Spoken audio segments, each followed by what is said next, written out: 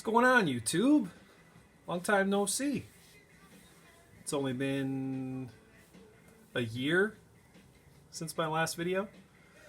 Yeah, so basically kind of changed the way that I go about acquiring books. I was trying to grab minor keys and dollar books and stuff like that, and quickly I noticed that the books were piling up, and although I had a lot of cool books, I wasn't getting the books that I really wanted. So this video is going to have a lot of like personal grails and first appearances and kind of it was a little bit of everything, because obviously it's been a year. So yeah, been watching your guys' vids, so I'm definitely still around. I just haven't been making content. But anyways, let's just kind of get into this. So this first book here, this was maybe my first ever eBay snipe. At least I would consider it to be. Oh yeah, my cat's going to be going in and out. Get out of here. Go on. Oh my goodness, you little... You son of a bitch. Yeah. So this book here, Star Wars #1, Amanda Conner variant, signed by Amanda Conner. It was auction. Starting bid on it was $20, and with like half hour left, there were no bids. So threw in a $20 bid, and here it is. So I think they usually go for like 75 or so. It's not a crazy expensive book, but cool cover, and fan of Amanda Conner, and haven't got to meet her yet, so that was a cool grab for $20. Can't really go wrong.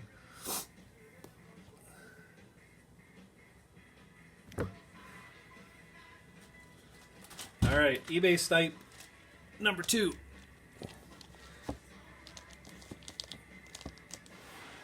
You're probably thinking, what the hell? Amazing Spider-Man 363 and a 9.2? Like, what'd you have to pay to consider this a snipe? Well, here's the thing. All right?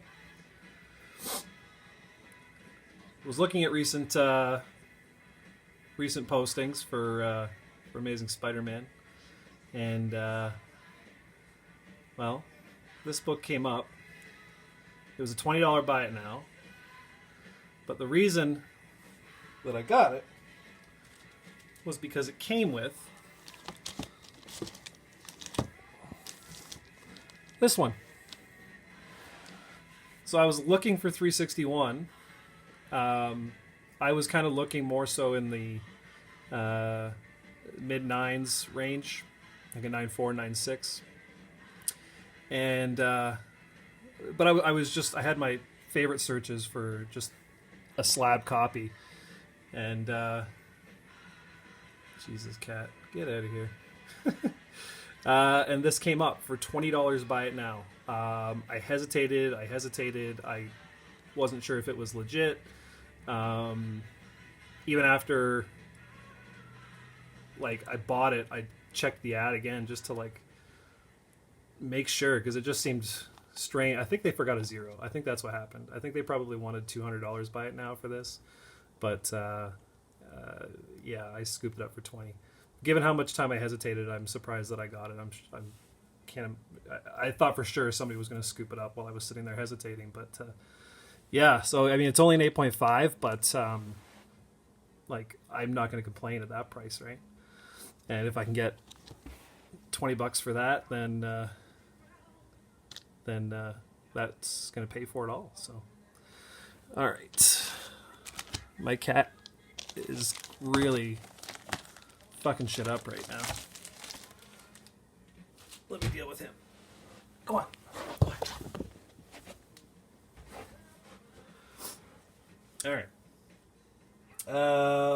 Went to a con a while back. Didn't really get any books. But Fabian Aziza was there, and wanted to meet him and get something signed. So I was looking at like some Deadpool books and stuff, but nothing really jumping out at me, and they were asking an arm and a leg for a lot of the books. So I ended up finding these in a dollar bin. And what's kind of cool is I think it was like a $10 charge or something for a signature if it was like a Deadpool comic. But any of his other works, it was free. So I found issue 4 and 3. I like the silver signature on that. And number 2, and of course number 1. So I think the 4 issues together were like $5, and then the signature was free. So pretty neat. He's a pretty interesting guy, actually. I asked him if he had any thoughts on the new Warriors show, and he did not.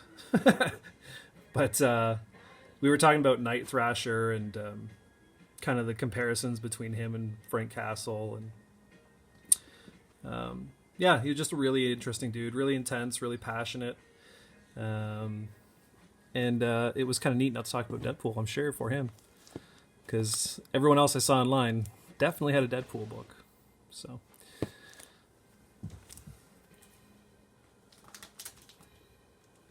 all right, let's get into some first appearances. These were some cheaper ones. Marvel Team Up number 95, first appearance of Mockingbird. It's pretty beat up. It's got a bunch of spine ticks, but I think it cost me like $5 or something, so not a big deal.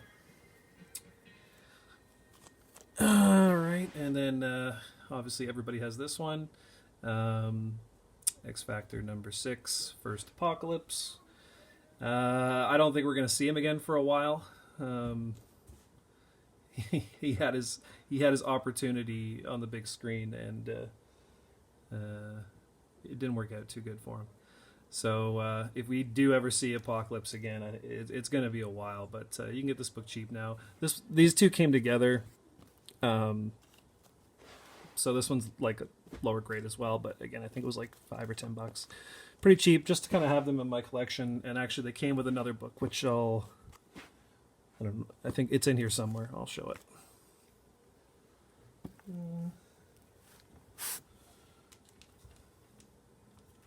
Oh, I started getting Mylars too.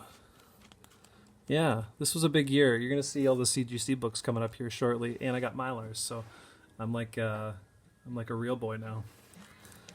But yeah, Deathstroke, Terminator number 1. I've got my eyes peeled for Teen Titans number 2, first appearance, but the price really shot up after that little cameo at the end of Justice League. So keeping my eyes peeled, but I just don't like the price points I've been seeing. But this was, I think, $5, and it's like a perfect copy, so can't really complain. It's not a bad one to have if you're looking at getting some of his his books leading up to his appearance whenever that happens. I have no idea what the status is on like the Batman movie or Deathstroke. DC's just, I don't know. They need to get their shit together.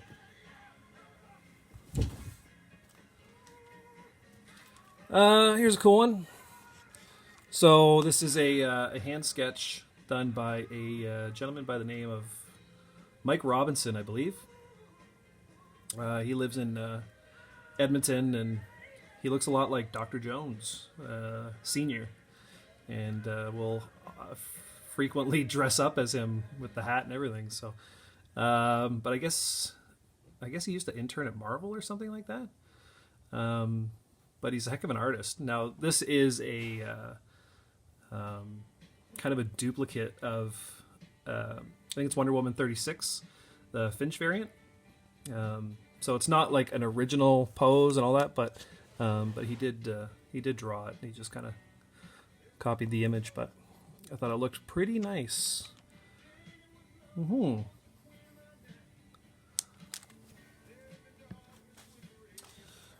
Okay, we're getting into some Slabs. Man, slabs are addictive. So my last video a year ago was like my first couple slabs, and this has been the year of the slab for me. I try not to just like buy anything, but there are definitely certain books and certain signatures that I'd like to have. This obviously being one of those signatures. So there's Mr. Jim Lee, legend, and the issue is obviously from the Hush series, Batman, number 619. So that's the final issue. That's why it's got all of the villains. Yeah, it's only 9.4, but it was, what did I pay for this? It was cheap. And I remember thinking or hearing that just to get Jim Lee's autograph at the cons is a lot more than I paid for this book. So I thought, why not? And one of my favorite Batman storylines, and one of my favorite covers from that storyline. The only criticism I have is that Poison Ivy is so prominent on this cover when I feel like it should be like an ensemble. I wanted Harley like maybe in front, but hey, that's just me. But either way, it's pretty cool. All right, here's another slab. I wonder if I should take this out of the plastic or leave it in. Let's see how it looks. Well, it looks fine in the plastic. All right. So this is another big one for me. Book I've wanted for a long time. First appearance of John Constantine, Swamp Thing 37, and signed by John Totleben. He's one of the artists and one of the creators. So I guess Alan Moore came to Stephen Bissett and John Totleben with the idea of this character, and they're like, yeah, let's make him look like Sting. And they actually made a joke about it on an episode of Legends this season, where they referred to him as looking like Sting, which was funny. And apparently he's going to be, well, if you saw the finale, you kind of know, but a regular cast member on the next season of Legends, which is great because the more Constantine, the better. But I'm still yearning for that like dark, gritty Constantine movie or series. Yeah, maybe if they do that Justice League Dark that's kind of been talked about for years and years and years, that could be an opportunity because obviously that would be a much darker tone. But either way, great character. The animated movie was actually really good that came out last year or the year before. The Justice League Dark animated. But yeah, love Constantine. Awesome character. And I think I got a good price on this one. I think it was like 100 shipped, I think. Now, keep in mind, I'm in Canada, so a little bit conversion. But great book, great character. Very happy to have it. Okay, we'll hold off on the rest of the slabs for a minute. I'm going to dedicate this next set of books to Doom 143 because every time I think about great covers and great artists, I think of Doom 143. So obviously we've got the Deadpool 2 movie coming out here next month, and Domino's going to be in it. So I was looking at Domino covers. Excuse me. Now I know most of you guys have seen these books or have these books yourselves. But when you take a great artist like Del Otto, and you throw in Wolverine and Domino, who's also a pretty awesome character, I mean, you can't go wrong. I do plan on reading this series because I don't know really anything about the story in it, but even if the story's no good, the art's great. So here's issue 1. We got issue 2 here. On the topic of that Deadpool movie, I know Infinity War is coming out this week, so that's sort of the talk of the town. But man, am I ever excited for that Deadpool 2 movie? Oh man, she is gonna be good. Big month for Josh Brolin, eh? Thanos and Cable. Man, that guy's getting paid this month. But oh man, how pumped are you guys for Infinity War? I mean, that's honestly another reason why I wanted to do this, was because I'm just so pumped. I'm so pumped for that movie. Like 10 years in the making. Ah, man. So excited. I'm so excited. It's going to be so good.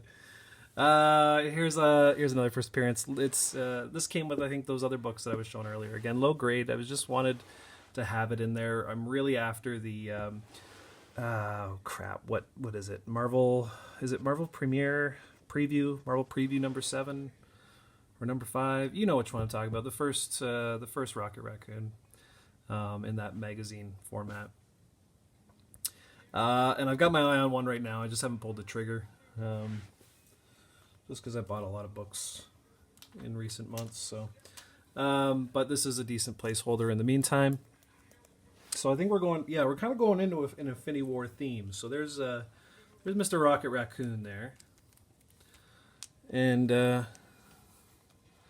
actually, this is what got me in the Mylar, because this one came in a Mylar, and I went, wow, ooh, oh. And then I bought a couple packs for myself.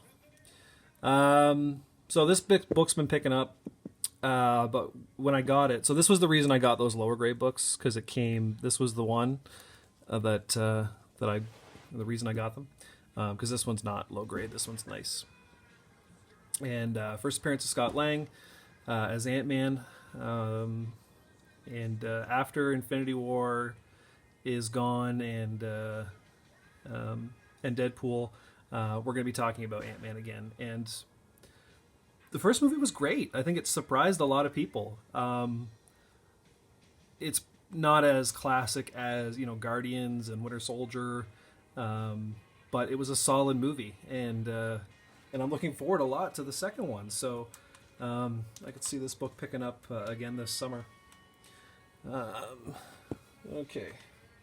Actually, you know what? We've been talking about Hawkeye not being in Infinity War. Where's Ant-Man? Could be that I've seen them and just overlooked them. And why not? Why not have this one in your collection too? The loose adaptation of Infinity Gauntlet. Because really, it's close, I think, to following this.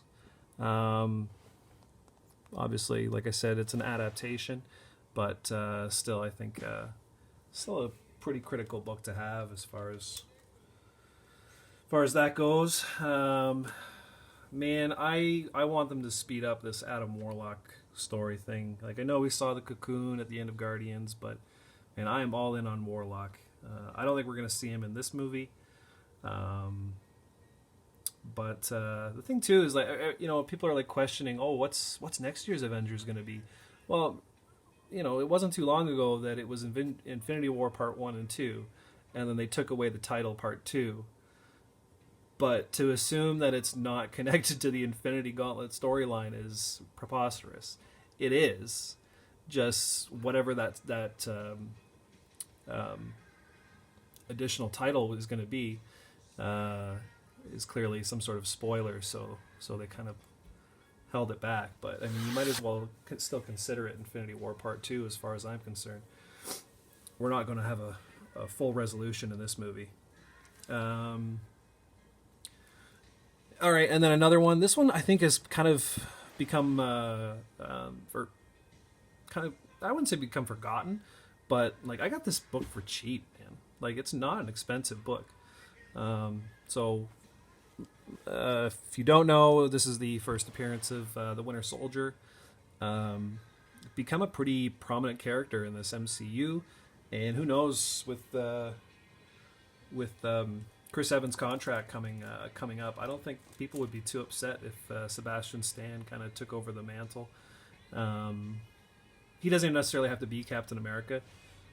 I think it's over speculating that he would, become Captain America. But keeping that part of the MCU alive with Falcon and Black Widow and Winter Soldier and stuff like that, I think that's still plenty entertaining. So, but who knows? But either way, even as it stands, Winter Soldier, great character. You can get this cheap. So, well, not cheap, but cheaper than a lot of these books as far as first appearances go.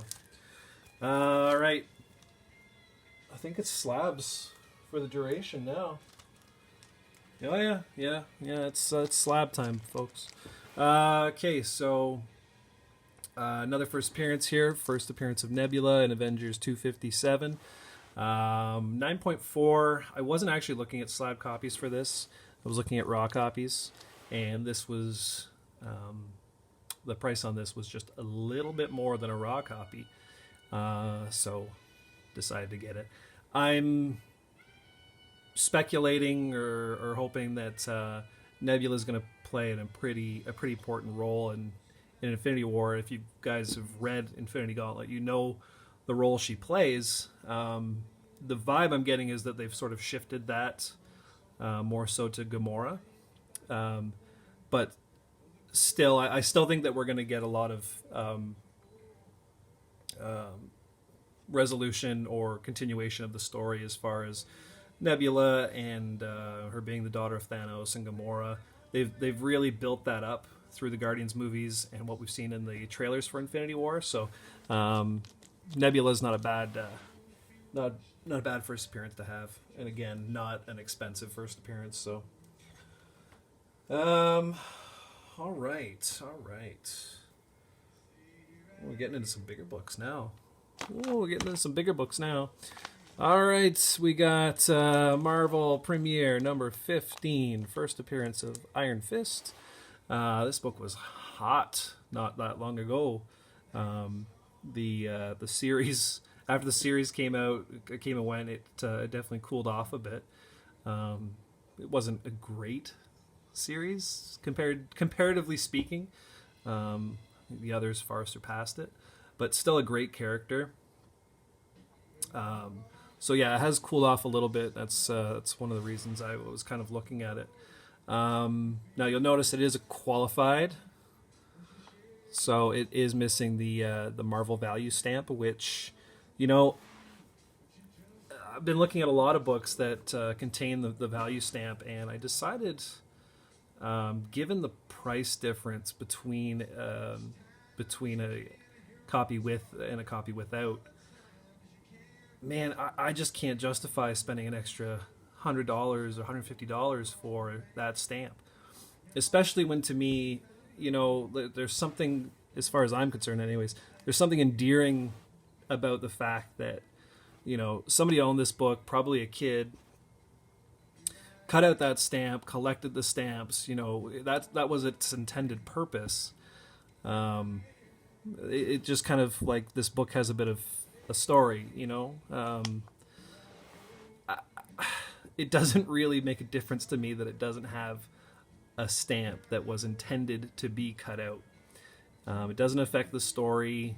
The one thing, I should have actually looked this up before I came on here, but does it affect the grade if it doesn't have the stamp? I don't know for sure. If someone can tell me, that would be great. I'm kind of curious. But yeah, I mean, there's a lot of these books with these value stamps, and if I can get the book in the same grade for, half the price just because it doesn't have the stamp. I mean, these books aren't investments for me necessarily. These are books that I've wanted for a long time, that are going to stay in my collection for forever if I have anything to say about it. They're not going anywhere. So it's... I don't know. Let me know what you guys think about it. That's just my 2 cents. So on that note, here's another. I should actually. Make some room here.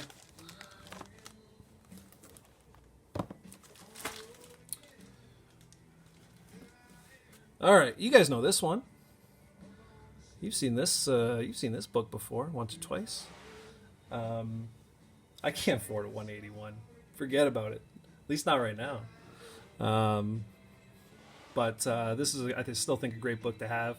So, Incredible Hulk 180, first appearance of Wolverine in cameo, but a great cameo. I mean, he's the star of that last panel for sure. Running in like a madman. So again, missing the value stamp, but man, this book is getting expensive. I think with 181 kind of getting out of reach, people turn to this book, and yeah, I mean, I was watching prices for a couple months, waiting, and I was I'd bought that Iron Fist first, and kind of changed my, well, not changed my view, but really decided on this value stamp thing. And when I saw this one come up, the price was just right on it. So very happy to have it. It presents really well for a 6.5 too. I would have liked a little bit higher, but I mean, this is still a great book, and it's, like I said, it's not going anywhere. It's going on my wall. It's going to be cherished for a long time. Actually, I think all of these books are. Yeah. Let's take this out of the bag. All right. Here's another cameo. I think this book is underrated, to be honest with you guys. Like, I really do. You guys know what this is? I'm sure most of you do. So this is the, let's see what CGC writes. Mary Jane Watson's face revealed for the first time in cameo on the last page. Okay, so this is the first time that we see Mary Jane, and this is the famous Face a Tiger, You Just Hit the Jackpot issue. So, man, like, very important issue in terms of Amazing Spider-Man goes, right? Like, I mean, that line, that panel, him meeting her and just being totally blown away by her beauty. Like, yes, it's credited as only as a cameo, but, you know, prior to this, I think you heard her talking, like you heard her speech bubble, and you could see her sitting on like a couch, but there was like a lampshade covering her face. So it was really built up, and then bam, she walks in, and there she is, and all over her red-headed beauty. So yeah, like I said, I feel like this book is really underrated. Second appearance of Rhino, not a big deal, but that Mary Jane cameo, I like it. I mean, really, is there a more important character in the Spider-Man universe than Mary Jane? I mean, yeah, you got Green Goblin, you got Venom, but man, Mary Jane's been there for the duration for sure. All right, what do we got? We got a Grail. We got a Grail. So we're looking at Domino earlier. Bam, first appearance of Domino and Deadpool. Yo. Yeah, I mean, you know, you gotta have this book, right? I mean, Deadpool's a major player now. So this is the CBCS, 8.5. Yeah, I mean, the price was just kind of right on it. And I just needed a copy in my collection. So this is actually one that I might upgrade at some point down the line, but I don't know. I mean, it presents really well, and I'm happy to have this copy. So, but yeah, I mean, as far as like modern first appearances go, this is a big one. So if you guys don't have it, maybe now is not the best time with the movie around the corner. I don't know, but he's going to be around for a while. You can pretty much bank on that. Newsstand. I like how CBCS actually puts that in there. Newsstand edition. Kind of neat. And also, lastly, on Domino, I know everyone's like, "Oh, well, no, it's not her first appearance because it's actually copycat." Fuck off, okay? Fuck off. Just because it's revealed later that this is a doppelganger or shapeshifter or whatever, um, it's a technicality. It's Domino's first appearance, okay? You can put an asterisk beside it if you want, but you're still fucking calling this her first appearance. Okay? Settled.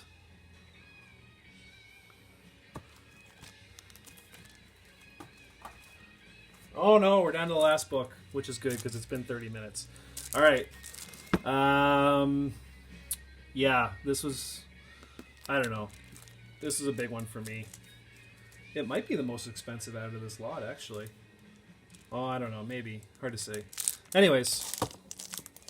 Bam! So, major personal grail for me. This might be my favorite book in my collection. I mean, Harley Quinn is one of my favorite characters. I mean, she's top 5. It's right up there. She's right up there with Spider-Man, Venom, Wolverine, and maybe Harley Quinn after that. I mean, this is a big book for me, and this book is not cheap. She's become very, very popular.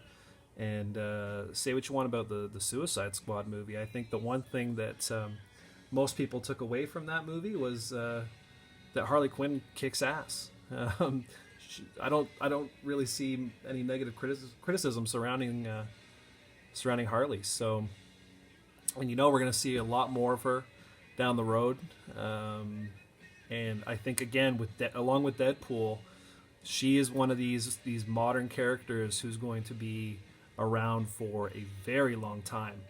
So it might be worth getting on the train now while it's still feasible. But man, am I ever glad to have that book. And newsstand. No, I don't really care. It could be a direct dish, and I don't really care. There is something kind of neat about newsstand, just kind of, imagine the fact that it was sitting on a rack at a grocery store or whatever, and then it survived, and whatever. But, I mean, yeah, only an 8.0, but given the price of this book, that's all I was prepared to spend. You get up into the 9s, and this book just becomes crazy expensive. So, and again, it's not going anywhere. It's going to my collection. It's going to be a presentation piece, which it does perfectly well. And yeah, just glad to have it. All right, guys. Yeah, great talking to you. No, I got a few more books on the way, actually, so maybe it won't be a year before I do my next video. Hopefully it'll be much shorter than that, but I just want to say, oh, here comes the other one. Jesus Christ, cats, god damn it. God damn it. Hope you guys have a blast watching Infinity War this weekend. And I'm going to go see it on Thursday night. And maybe Friday and Saturday and Sunday too. No, probably not. But definitely going to be their opening night. I am so pumped. Ugh! All right, guys. Take care. We'll talk to you soon. Peace.